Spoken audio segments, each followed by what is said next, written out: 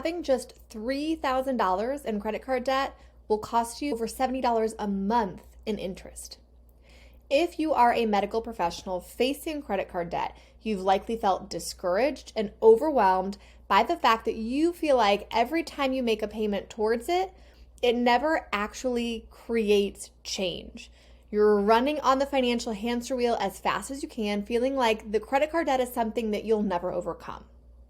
Today, we are going to cover the top 3 things you can do as a medical professional to clear credit card debt quickly in a way that actually works. I'm Kristen Burton. I'm the founder of Strive Coaching, a company designed to promote financial literacy to medical professionals everywhere. I started with $161,000 of student loan debt and ended up a millionaire at 31 through investing in the stock market and real estate. Let's talk about the top 3 things you need to do today to clear your credit card debt. Step 1 is to figure out what you actually owe and what you're paying in interest. There are free calculators all over the internet to figure this out and to help you plan the strategy for payoff. I'm going to show you one of my favorite ones now. This is www.unbury.me.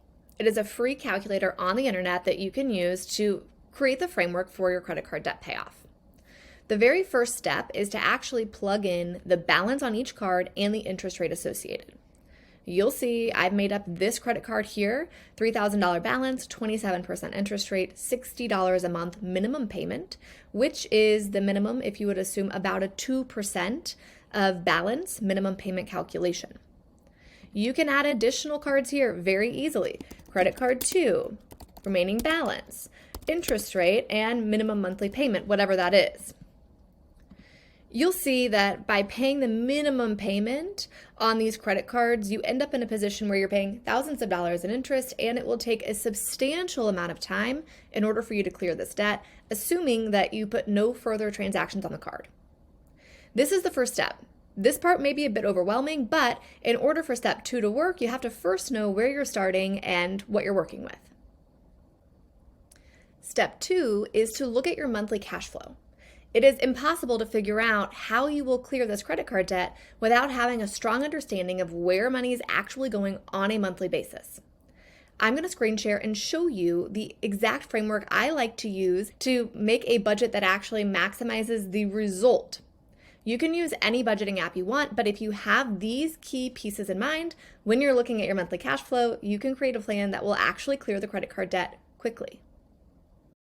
This is the budgeting system that I like to use simply because it gives you a percent of take-home pay for each category and has a separate section to reflect money that you're actually putting towards your financial goals. Depending on where you're at in the financial journey, that may be paying off credit card debt, paying off student loan debt, saving, or hopefully investing to build wealth. So when you look at this, you have a very clear picture immediately of what percent of your income is going to expenses.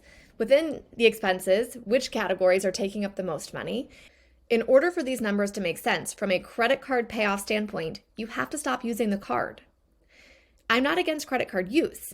And as a matter of fact, personally, almost every single financial transaction I do is on credit cards. But if you're trying to figure out a credit card payoff strategy, you cannot be adding to the card balance or the math gets very confusing. The very first step is to stop using the cards. Not to say to pay them off and close them because that has a credit score effect that would be negative, but stop using the card until you have found a consistent way to use credit cards where you are never carrying a balance. Back to the spreadsheet.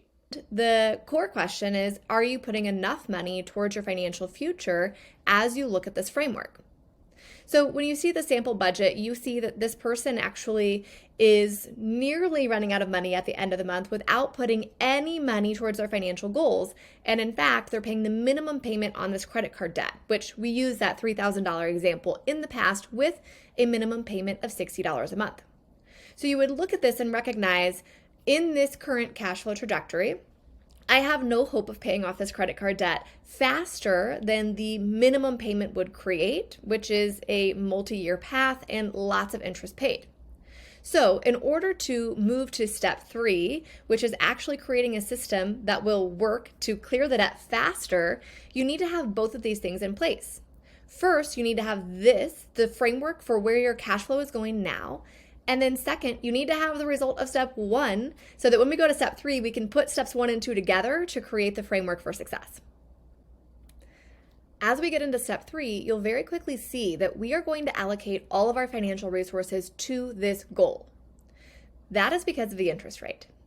If you had approached this same scenario with moderate interest rate debt, for example, student loan debt, the answer to how to allocate funds into that problem would be entirely different. Almost all medical professionals need to be investing as they clear their student loan debt. So if you want more content on how to figure out how much to go to investing, how much to go to student loan debt, make sure you watch this video here next. Because this is high interest debt, you cannot get long-term returns in the stock market that exceed it. You also will not get a higher APY in your high yield savings account. So putting money to these other goals while you're getting charged 20+% interest in the background actually makes no mathematical sense. The only argument you can make for a competing goal would be to get your employer match in your 401k or 403b, and that's based on the fact that you get a 100% return on investment with your match prior to market returns. In that scenario, you can make the argument to reallocate some money towards your employer match, but outside of that, this has to be priority number 1. So let's pull up a combination of our debt calculator as well as our monthly cash flow and figure out how to make this work. The first thing to recognize when making this plan is that you want your credit card debt cleared in a matter of months, not years. Because of the nature of the student loan debt you probably face and the fact that you probably already missed your best investing years while you were in graduate school, you need to get this done so you can move on to the wealth building process. This needs to be a month time horizon, not year. So when you make the calculations, make sure that the time horizon for time to pay off is less than 1 year and ideally even less than 6 months. So the first question to ask yourself is, how much money does it take every single month for me to do that? So you move the slider here. If I look at the slider all the way to minimum payment, we see this really long time to debt payoff. Let's say that I want to do it in 6 months. I can ratchet this slider around until I get to a position where this says 6 months. Okay, so $549 a month will get me there. Now I look at my cash flow and ask myself, what do I have to do to generate $549 a month going towards my credit card payoff? So for simplicity, we'll take our minimum debt payment out of here, and because we're no longer using the card, we will put the entire amount we're going to do up here towards our extra debt payment as financial progress. So we're going to do $549 a month. Now, how does that work? Because I have created a situation where my budget means I'm spending way more per month than I earn. If I actually keep my expenses the same and put $549 a month towards my credit card payoff. So what I need to do is shift my expenses temporarily to facilitate that outflow of cash so that my credit card debt can be cleared in that time horizon. The first thing to look at is your overhead expenses. If your housing expenses exceed 20% of your gross income, or your car payment exceeds 8% of your take-home pay, you can very easily see that your overhead expenses, not that extraneous, frivolous spending, is likely the cause of the problem. If your overhead expenses are in check, then we move to the rest of the categories. And the key is to look at the things that are taking up more than 10% of your take-home pay. That's where the needle mover is going to be in you actually creating a change that frees up significant cash flow. So in this situation, it's groceries, it's entertainment, it's shopping, and it's miscellaneous. Miscellaneous is the black hole of any budget. So try to keep that under a few $100s and actually categorize expenses where they go.